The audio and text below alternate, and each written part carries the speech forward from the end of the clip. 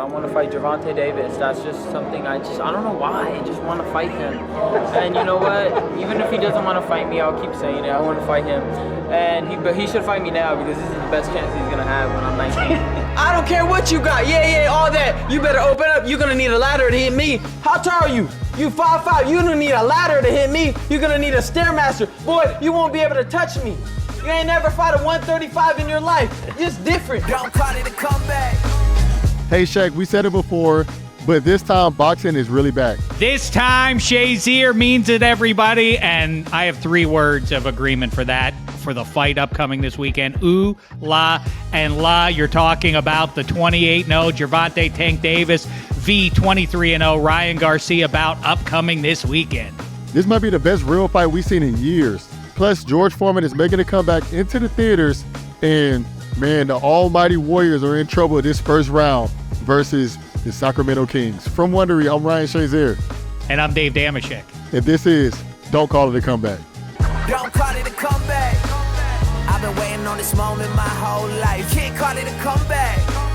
Everybody to your feet, make arenas rise. Yeah, I'm saying from the left to right, we get it on tonight. We do it all, but we don't back down. Just give me one shot, one chance, I'ma take it. Fixing up the game, but these records I keep on breaking.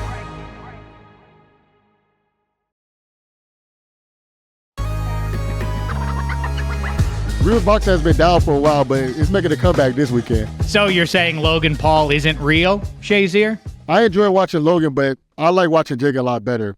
This Davis versus Garcia fight, man, they had some real stakes this weekend, and so real heat from this rivalry. It's been brewing for years. Oh, best thing in all of sports, Shazier, as you know, rivalries, and Ryan and Tank have been beefing online since 2017. People like Ryan Garcia call you out. What do you think about that?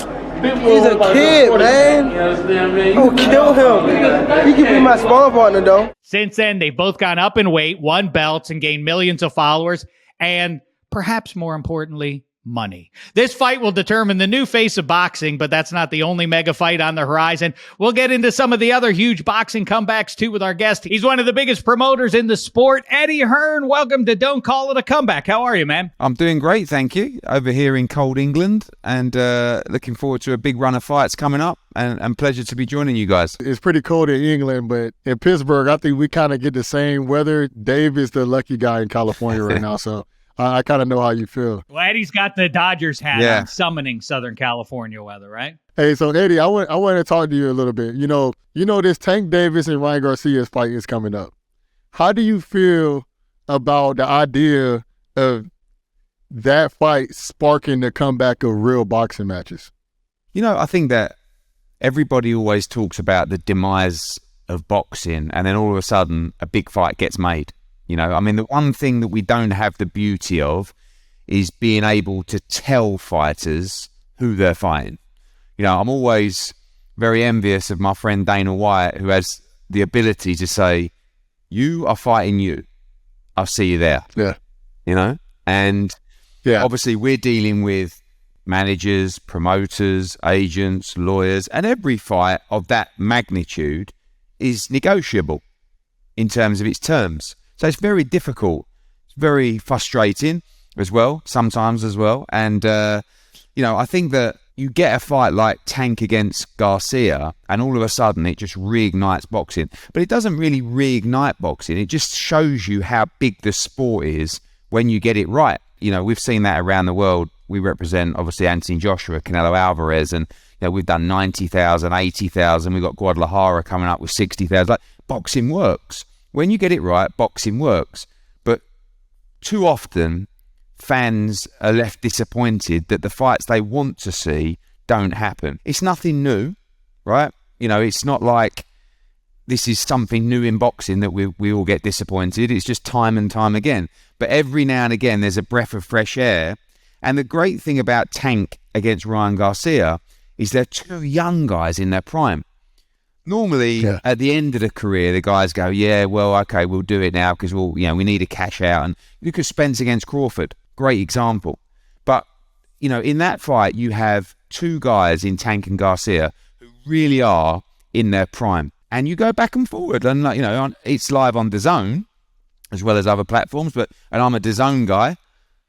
but I'm not promoting the fight, but I'm excited. I'm debating the fight in my own mind. And that's when you know you got a big event. I know I'm supposed to allow Shek to ask questions, but I'm really excited about this fight. But when it comes to promoters and fighters and setting up fights, why does it take so long sometimes for us to get the fights like this Ryan Garcia versus Tank Davis fight? We've been waiting for so long for, Bud Crawford versus Errol Spence and all these big time fights, and they never happen. The primary reason is always because of the networks, right? And the broadcasters. And it's not their fault per se, but obviously you have a job. The greatest gift for a promoter is obviously have a great talent roster, but you're only as good as your broadcast deal, right? You're only as big as your TV deal.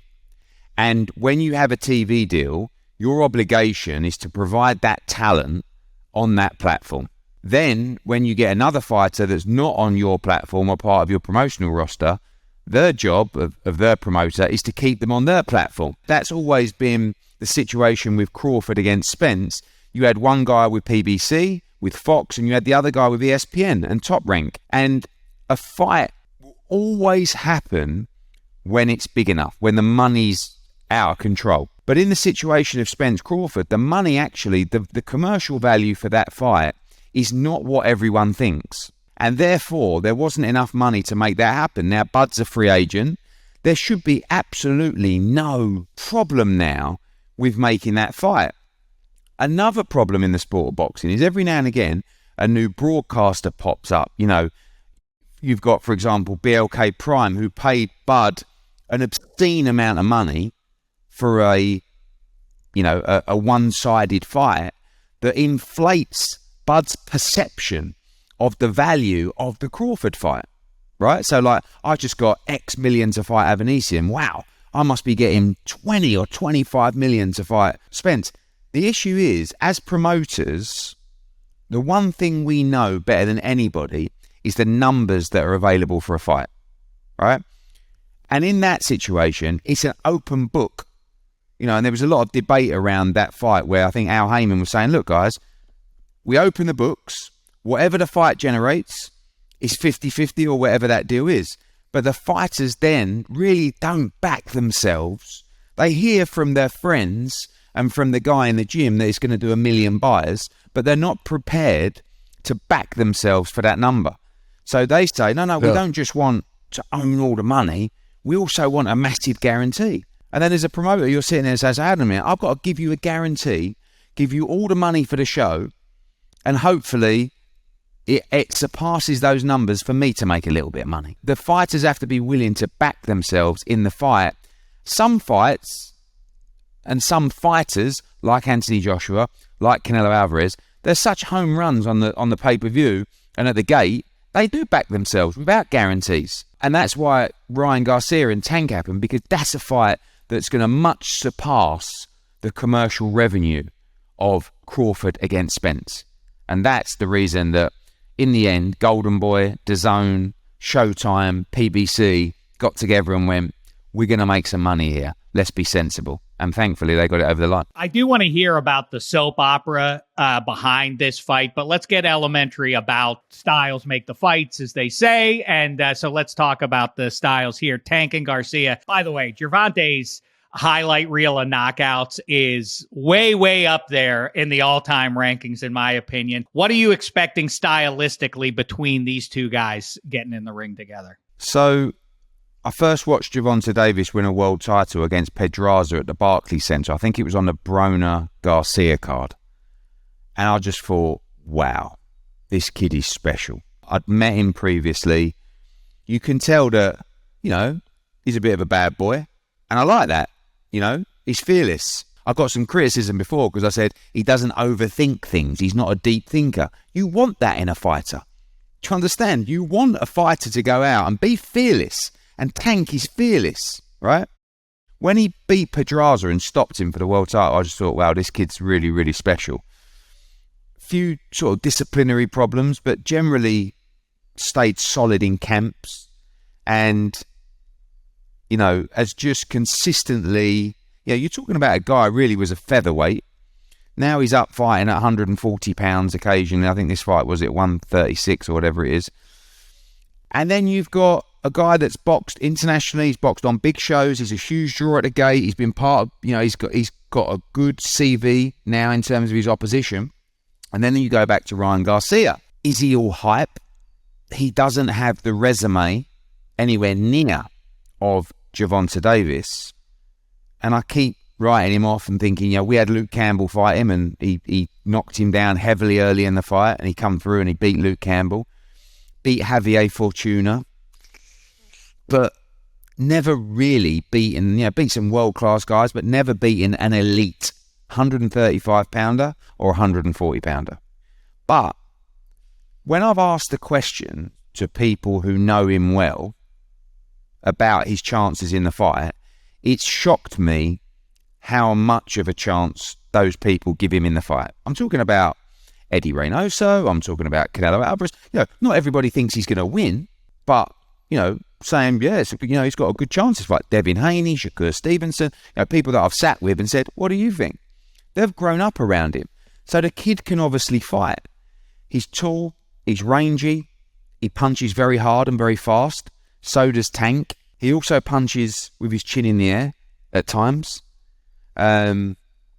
We don't know how the 136-pound and the rehydration is going to affect him. We know he's made 135 previously, obviously, but he is growing and that's going to be difficult for him. Tank's going to make that weight easy. I don't know. I've actually flip-flopped here. When the fight was made, I said 100% put your house on Gervonta Davis. And then I just changed my mind and I said Ryan Garcia by stoppage. But then yesterday I was in an interview and I started giving the reasons why I thought Ryan Garcia would win by stoppage. And halfway through my explanation, it was like someone slapped me round the face with a cold towel and said, don't be silly. So I flip-flopped back to Gervonta Davis and Gervonta Davis stops him in this fight. And I think between rounds 6 to 9, he susses him out, he works him. But Gervonta has got to be willing to take those risks. And if you look back to the Isaac Cruz fight, he was just a little bit reluctant. Listen, Cruz is a handful and he can punch. But he was definitely a little bit reluctant, Gervonta, to be his ruthless self. And if he messes around and if he fiddles around with Ryan Garcia, he could be in trouble. He actually needs to find a way in, attack the body and hit him hard. Because I don't think Ryan Garcia will be able to stand up to the firepower of Gervonta Davis. That's what I think. So going like this over the last couple of weeks, I now go round 6 to 9, Gervonta Davis stoppage. We're going to have to call you back Saturday night before the fight. Just in case. Because just in case you still have the same decision.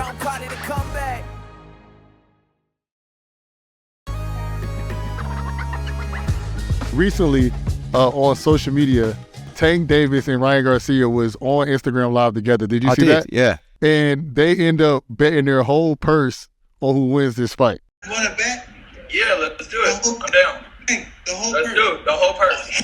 That's a bet. Yes, let's bet. You hear me on the live. Let's bet.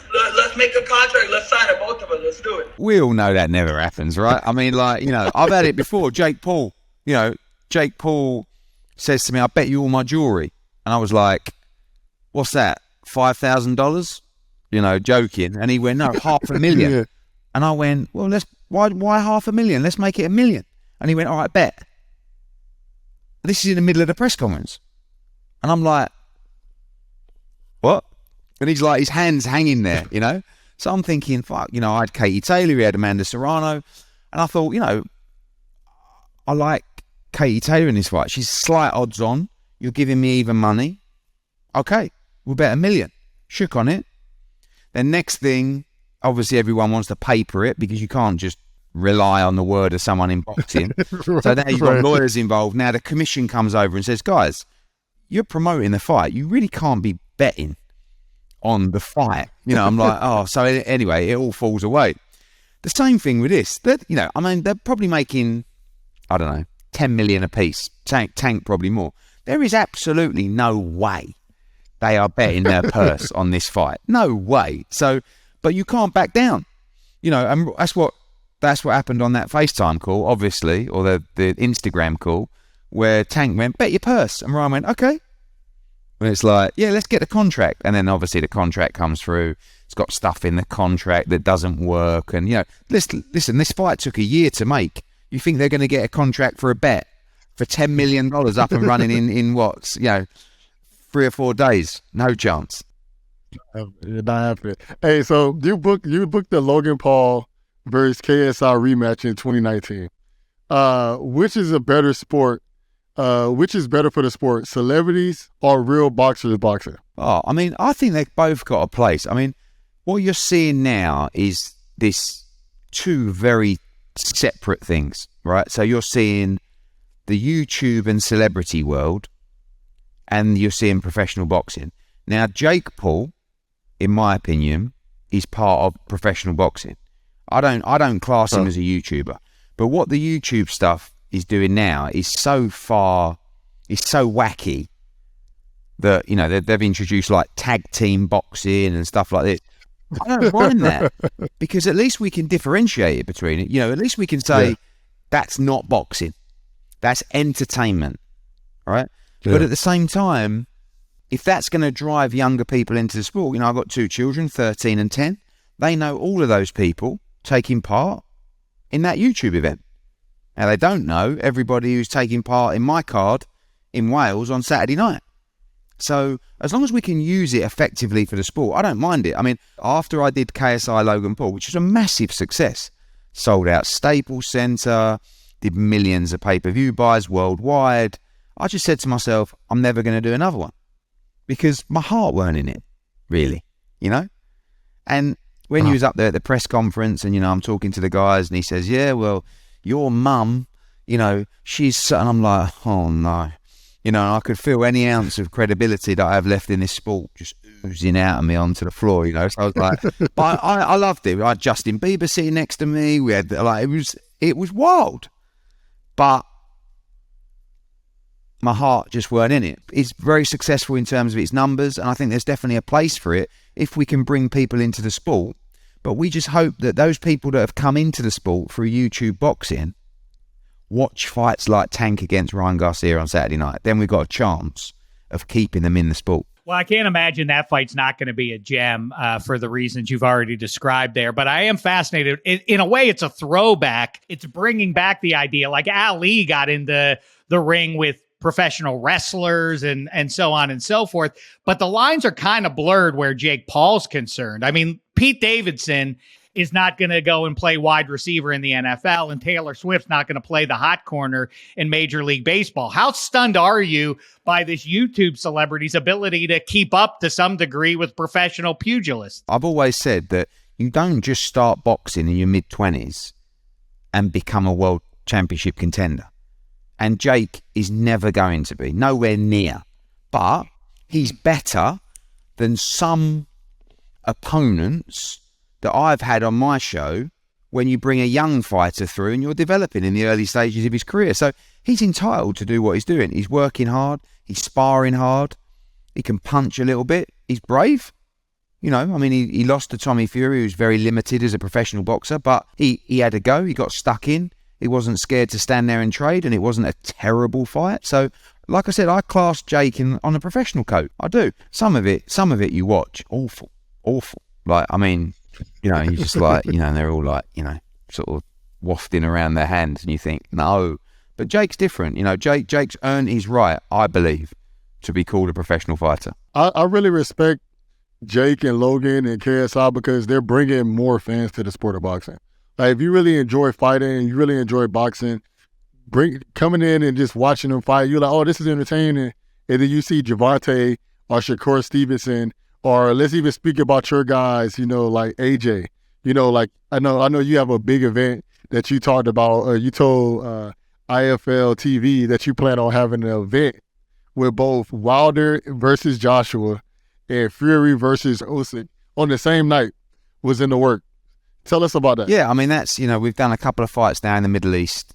We know that across all sports, the Middle East are being very aggressive to bring the flagship events in different sports to their territory.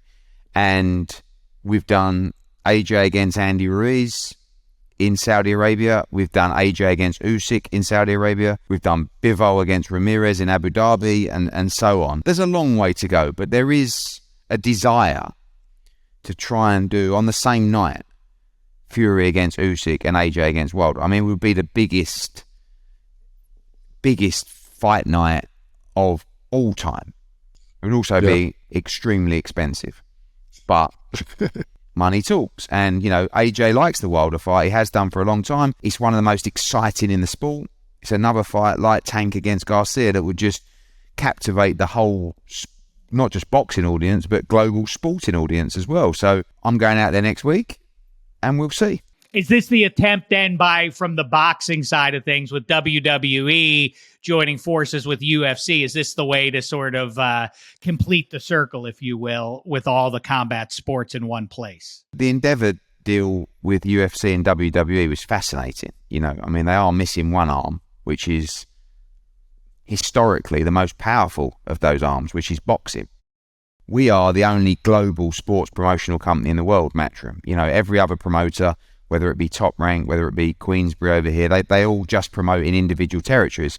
We promote in UK, USA, Mexico, Italy, Spain, Australia, Middle East, you know, globally, up to 40 events a year. So we're the closest thing in boxing to the UFC and WWE, and they're two tremendous businesses. But boxing is very powerful, and you know, boxing has a huge voice, whether it be across digital media, you know, fan interaction, and broadcasters, investors will always look to the sport because it's extremely exciting. And when you do get it right, like we said, like this weekend, all of a sudden you have events that really captivate the audience and the nation as well. So, you know, for us, we're well positioned in the boxing world. I always say to our team here, look at what the UFC are doing. And we've done that as a brand over the last few years and replicate that, because they've done a great job of building their brand profile so that they can go into new territories with that brand recognition. And we do that now in boxing. You know, we go into Australia and everyone says, wow, Matchroom are here. You know, we've watched your shows from all around the world in stadiums with AJ and Canelo and Katie Taylor, and, you know, and now you're here. And that's what the UFC have done. So that's important for us to continue that global vision in boxing, because it's a global sport. You know, I'm from the UK. We're also obviously doing a dozen shows a year in America, but there are many other countries out there where boxing is deeply rooted within its heritage. I just am interested in the idea that because it's a mano a mano sport versus a team sport with league rules, if you're nimble enough creatively, the world's kind of your oyster here when you can combine UFC with classic boxing and then start involving celebrities and otherwise. It is a fascinating opportunity in front of you. And it's also funny to me that the first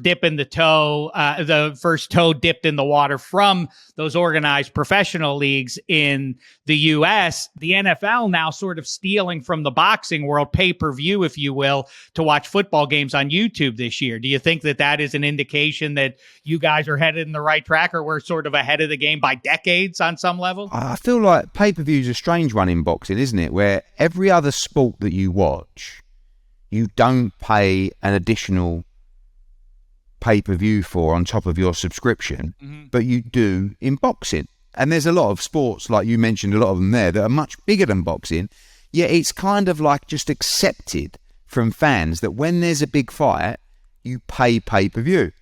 It's difficult to understand, really. And the pay-per-view price in America, quite frankly, is outrageous. I mean, in the UK, the pay-per-view price is between $30 and $35. Right? Really? Yeah.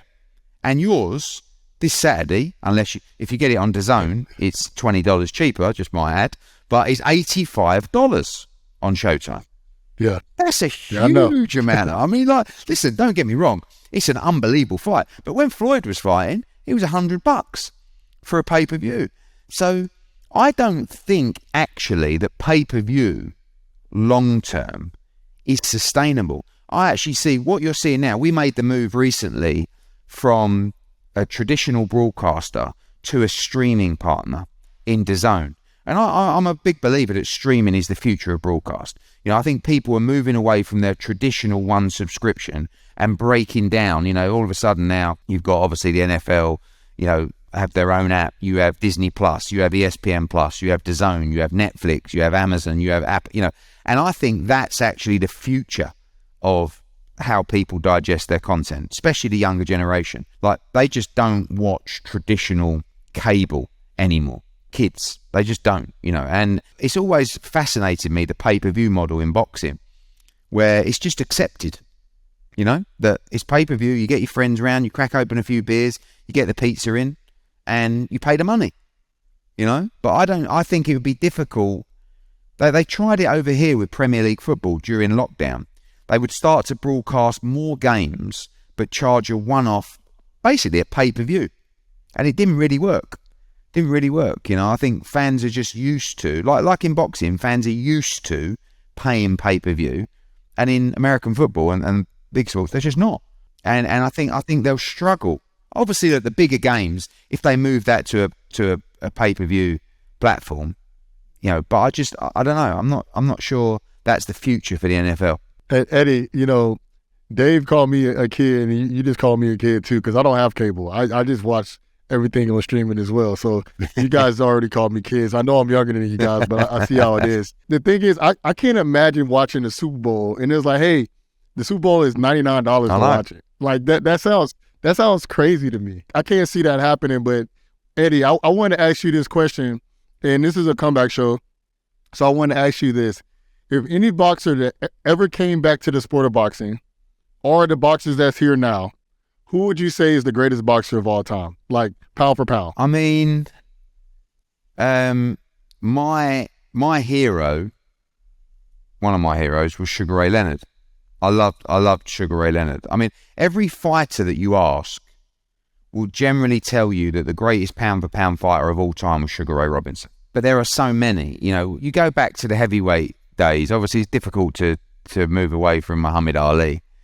But for me, that era, when you had Leonard, Hagler, Hearns, Durant. We're talking now, we're celebrating Ryan Garcia fighting Tank Davis. Those four boxed each other, multiple times between the four of them. And for me, those guys were the real old school fighters. But, I think that really you have to say Sugar Ray Robinson, probably fluctuating between the weights, so many over 100 fights. I think he's going to be the greatest fighter of all time. But then when you talk about comebacks, there is a film out at the moment, George Foreman, right? Yeah. I mean, that's probably actually a story that I feel has passed a lot of us by. I mean, it was a bit before my time. I remember him beating Michael Moorer to win the world heavyweight title when he came back, but I didn't really understand the magnitude of what he'd done at that point because I was a bit young. But actually, when you throw the footage back to the Rumble in the Jungle and realise the beast that Foreman was in his prime, to go away for that period of time, come back in your 40s and win the world heavyweight title, that has to go down as the greatest comeback of all time in boxing. I mean, I don't see anybody ever achieving anywhere near that. And I think if it wasn't for him producing his grill, I think it would have been more of an achievement, but obviously the grill outweighed the comeback. But that's an amazing comeback. It really is. The arc of the man is wild, that he was villainized because he's going up against the world's champion as the face of not just boxing, but the most famous person on the planet. So he was demonized to some degree, but then he becomes America's sweetheart, and that casual knockout of Michael Moorer, I will never forget that. It is weirdly under-celebrated. Last thing, Eddie, here's a suggestion. Take it if you want it, but this would do gangbusters where Ryan Shazier is, on the banks of the Three Rivers at least. Two guys who are professional athlete level guys going head-to-head rivalries. I think that's what you're kind of getting at. If you could get former Steelers wide receiver Antonio Brown in the ring with former Steelers running back Le'Veon Bell, through the roof, right, Shazier? I think you'll do well. Pittsburgh at least would go wild. I had conversations with Antonio Brown. I mean, Antonio Brown was very close to doing a fight at one stage. We were talking to him. DAZN were talking to him. He definitely wanted to do it. He can fight a little bit. Yeah, he can fight. I think I'll leave that. I'm moving away from the celebrity stuff, so I'm going to leave that to you guys to promote that fight. Okay. All right. So Nah, All right. I'm not a promoter. I want to see you up there on the press conference, the head-to-head, separating the guys. I think that's one for you. Let's get ready to rumble yins. I mean, it'll be great. This is going to be good, Shazier. Hey, Eddie, dynamite stuff. Really fascinating. All the best to you this weekend. Should be a dandy. Everybody needs to check this one out if you are at all even boxing curious. This is a great place to jump in, and we appreciate the time today. Thanks, Eddie. guys. Thank you so much, Eddie. Cheers. Take care. Hey, thanks once again to Eddie for joining us. That was really compelling stuff there. And next up, Damar Hamlin's comeback has begun. Don't call it a comeback.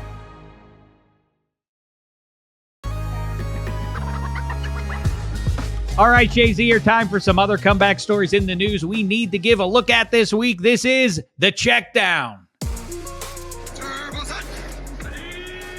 Like I just said, Damar Hamlin has been medically cleared to resume football activities. He's back practicing with his teammates on the Bills.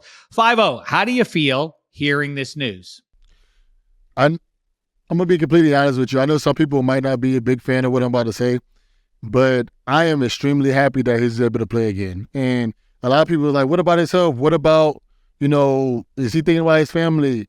And the biggest thing that I have to say about this is I'm a little bit jealous of him because I'm so happy that he's able to play, but I also hate that I can't play. And I know there's a lot of guys that probably wish the same as me right now, but we're truly happy for him because, he had a life or death situation. The doctors cleared him to play, and I'm really happy because a lot of people would say, hey, man, this is a situation where you got to think past football. Most people aren't in a situation where they get to play a sport or have a job that they wanted to do since they were a kid. And Damar has that opportunity. He's been cleared, which allows him to continue to play the sport that he loves. I hope he gets to come back out, play at a high level, even play better than he was before he got injured. So this is something I'm really excited for him. And I just had something from my foundation, and it's called Ryan Time. And one of the people that I was talking to, he said one of his goals is to hike Mount Kilimanjaro. And what's so crazy about that is he had a spinal cord injury. Now he's walking again, and he's learning how to do everything again, but he loves the outdoors.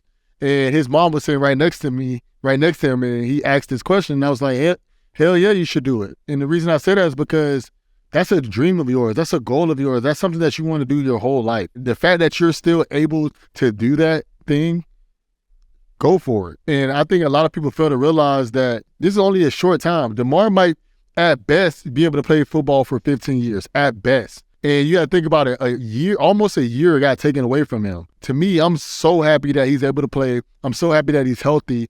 And I just look forward to seeing more great things from Damar in the future. I got to tell you, 5-0, one of the things that breaks through all the time with you is that when you're talking about Hamlin here, you're making an assessment based on your passion for playing football and that you're jealous of that. More cynically, we live in a world where people talk about how many hundreds of millions of dollars are going to be guaranteed to quarterbacks in the quarterback league. But Damar Hamlin's closer to the norm in pro football. There's a lot of money, and the risk reward thing. Hamlin has a chance to basically take care of his family for the next century, literally, if he hangs around the league for a few years. I've talked to a lot of pro football players, and it's not even necessarily about the passion. It's about the opportunity to create generational wealth for their family. So a lot of the players say, I understand the risks. I accept the risks. It's worth the risks for what it does for my family. And we're not even talking about the passion for the sport like you are. We figure that stuff out in high school. By the time most guys are in high school, they understand what comes with the game of football. They understand the risk. They understand that any given hit can be your last time ever playing. Any given hit can be, your last time ever, living. There's been guys that died on the football field. There's been guys that's been paralyzed, like myself, on the football field. But we understand the risk that comes with the game. And some of us love the game so much that we want to continue to play. And some of us are so good at the game that we just want to play to be able to provide for our families. So you just have to, it's the risk and reward. Some people's like, hey, I don't want to risk my life, for money. Hey, if that's all you, go work at McDonald's, go work at Target. That's you. But to me, I feel like I enjoy entertaining. I enjoy the game of football. And my family, they supported every decision that I made, you know, life or death. That's something that I was willing to put my life on the line for. And you know, Damar is willing to do the same thing. That was a really scary inflection point for big time sports, I think, for anybody who consumes them, watching on TV and otherwise. And so it looks like right now it has a happy chapter to report as he gets ready for 2023. Before the football season arrives, the NFL draft is just about here. That's where I met you, Ryan Shazier, a number of years ago, Radio City Music Hall. I yapped with you about a half an hour after the big moment. What are the draft eligible prospects feeling right now on the basic eve of this big lifetime, life-changing moment? Man, there's just so much excitement right now. And the biggest thing is you just have to make sure you just continue to make the right decisions. A lot of these guys are in meetings right now and actually visiting camps. We just recently seen Bryce Young say, hey, he's not visiting any more teams. So that means Bryce knows what team he's going to. He understands, like, I'm going to either the Colts, the Panthers, or the Texans. He's like, I'm not visiting with the rest of you guys. So he understands that he's going pretty high. And to me, most guys just want to make sure they made the right decision and don't make any bad mistakes when it comes to just, you know, partying and things like that. But you also have to understand that some of these guys, they dreamed about this as kids. They dreamed about, and the number one pick in the NFL draft and Ryan Shazier is going to get drafted by such and such at the 15th pick. That was a dream of mine, to walk across the stage so people can see, hey, Ryan Shazier was good enough to go in the first round to be somebody that people wanted to take a risk on. That was something that I dreamed about, and that's something that a lot of these guys are dreaming about right now. So there's a lot of guys that's probably going to stay home because they want their family around. The most important people for me at the draft was there.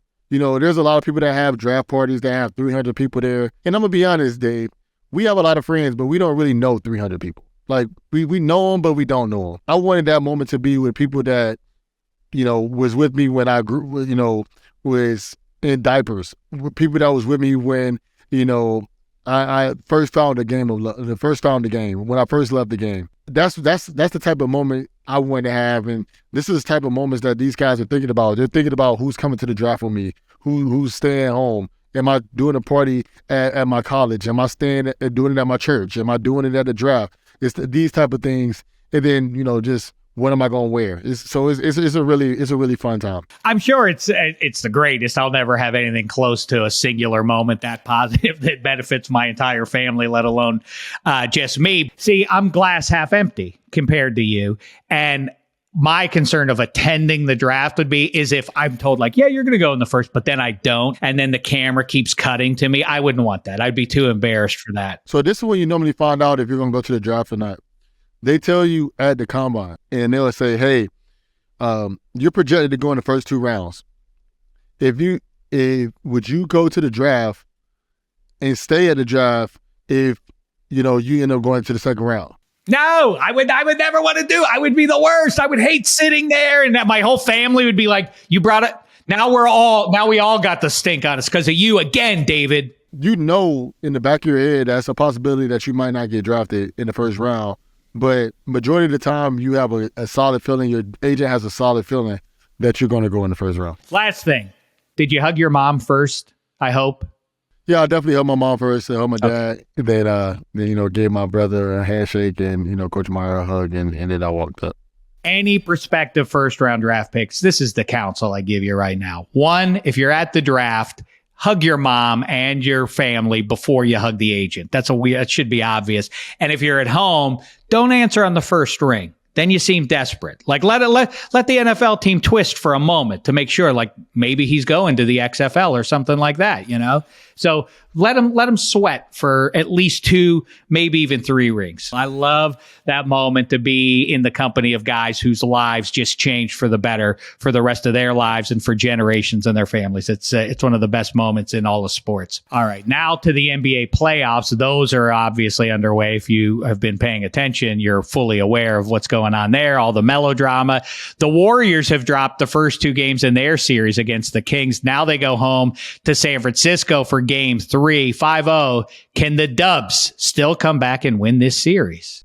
So throughout the history of the Warriors winning championships, I hate to say this, but a significant piece of one of the teams that they're playing always goes down. Now, you're down 0-2, and the Kings still have all their pieces in play. Obviously, they said Sabonis is getting an x-ray on his chest because Draymond stepped on it, but also Draymond said he's getting an x-ray on his ankle because Sabonis had grabbed it. So, yeah, I think he was trolling him a little bit more. If they can turn this series around and it's 2-2, by the time they go back to Sacramento, that's when something could possibly happen for the Warriors, but this is not looking good in their favor.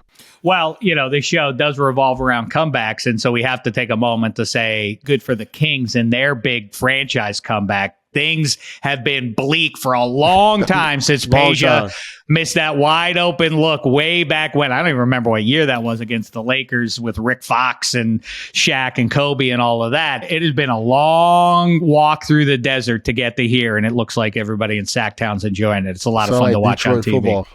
Yeah, right. Exactly. Hey, I'm young enough or old enough to remember when the Penguins were terrible. And when they finally got in there, the 20 minutes before the game, the electricity in the joint, unlike anything else. Hey, back to the sport you love, the team you love, the Pittsburgh Steelers. They traded earlier this week for Allen Robinson, coming off a down year, really 2 down years in a row for Allen Robinson. Could the former Penn State star have a comeback season in his comeback to Pennsylvania? Me, honestly, I think that Allen Robinson can do really well in Pennsylvania. And the reason I feel that he can do really well at the Pittsburgh Steelers, he did well at Penn State. He was a dog at Penn State. I remember playing against him.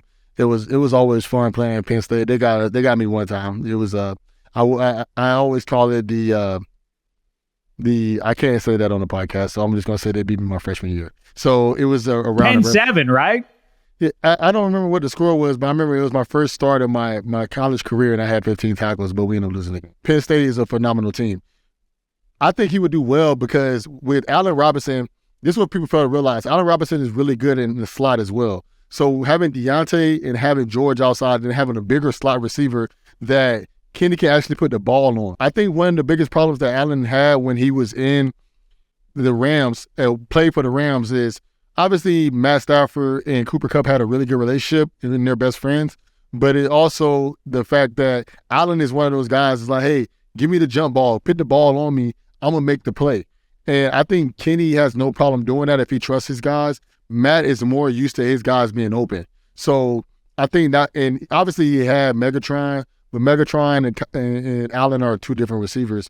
But I just feel having him in the slot, Cooper Kupp was in the slot as well. I think it's just, that dynamic didn't fit well. I think that dynamic can fit well in Pennsylvania. We'll have 3 receivers that can take the load of being a number 1. And I think that could really help out a lot. And I don't think Allen's demanding the ball as if he's a number 1 receiver, and then having Deontay and then George is going to allow more one-on-one opportunities. So I think he can do very, very well. Back to my glass that's half empty. I mean, I feel like there's a chance that maybe he won't work out at age 29. The cliff can be pretty severe. The results of the last couple of years indicate that maybe his best days are past him, or maybe he heals up and he's born anew here. But the price that they had to pay to get him was marginal. And so another great deal by new general manager Omar Khan. And I really like the way this team is coming together. I know it's in April and we missed the playoffs. This is a new world order for me, getting used to winning the draft and free agency. Hopefully that leads to some actual W's come autumn of 23. I'm excited though. In recent years, NFL teams seem to have made an effort to pair former college teammates together in the pros. Makes all the sense in the world. All we ever hear about is chemistry and all of that. Tua and Waddle, Burrow and Chase. Which dynamic duos do you want to make a comeback in this year's draft 5-0? So it would have been nice to have Kenny Pickett and Addison, but obviously that's not happening with the pickup of Allen Robinson. So, man, this is a tough one, man. There's a lot of really good players out there, and I can definitely see Bryce Young and not Waddle, but Mechie from the Houston Texans. So I think that's something that could possibly happen. There's nobody in Carolina that CJ used to throw the ball to that I can think of. So I just don't see that one happening. Well, it's interesting you say, because Stroud and Young have plenty of guys in the league who they played right. with. It would almost be hard to draft one of those 2 guys and not have a Buckeyes or Tide receiver on the roster somewhere in there. Yeah, I mean, the obvious one that was taken away by the trade earlier this week is the Jordan Addison one, because I think Addison was going to slide just enough that he would have been reasonably in play at 32 for the Steelers. I don't necessarily think that's completely over, by the way, that's an impossibility at this point. I don't know that Allen Robinson is so dependable that he makes it impossible for the Steelers to draft another guy. I have another one for you, though, too. Go ahead. You have Jalen Carter and Nakobe Dean as well. That makes a ton of sense to me. And by the way, like we've talked about before, Jalen Carter may be the best player. Jordan Davis is over there too. So that's a trio. Oh, imagine that. And that's exactly the way the Eagles go about their business too, is doing that sort of thing. So yeah, that does make a ton of sense. Big George Foreman is set to hit theaters April 28th, and I'm thoroughly looking forward to seeing this picture. Shazier, you're a youngster. Have you ever seen any of his great bouts? Against Ali or otherwise? So, I watched the movie Ali a few times. I watched some of Ali highlights, but I never looked at them for other people. So I always just paid attention to Ali. So I've seen and heard of his greatness. I've seen just small clips and highlights of what he's done to people and how he's fought people. But I can't say that I remember specifically how he was when it came to fighting, because I was more painted. One of my idols and guys I look up to is Muhammad Ali. Then you must watch the documentary When We Were Kings. It's one of the better sports documentaries in the history of people. And one, it will make you enjoy Ali even more than you already do, what he meant to the people in that country when he, in Zaire, the Congo, when he got stuck there because George Foreman got hurt, so they had to extend their stay there, how he connects with the people there. And George Foreman is cast as this villainous guy, but as we saw after the fact, he became one of America's favorite people. So I'm looking forward to seeing this picture, but do yourself a favor. Go watch The Rumble in the Jungle. It's dynamite. You said When We Were Kings? When We Were Kings. And after you watch it, you can text me and say, thanks, Dave. That was a great tip, because there's no chance you won't love this picture. It's dynamite. I now want you to go watch it because I'm vain and I don't want to get caught up with any more questions distracting you. So that's it for this episode of Don't Call It a Comeback. Make sure to follow, rate, review the show on wherever you're listening, and check us out on YouTube on the Wondery channel so you don't miss an episode. See you all next week. Don't call it a comeback. I've been waiting on this moment my whole life. Can't call it a comeback. Everybody to your feet, make arenas rise. Yeah, I'm saying from the left to right, we get it on tonight. We do it all, but we don't back down. Just give me one shot, one chance, I'ma take it. Fixing up the game, but these records I keep on breaking.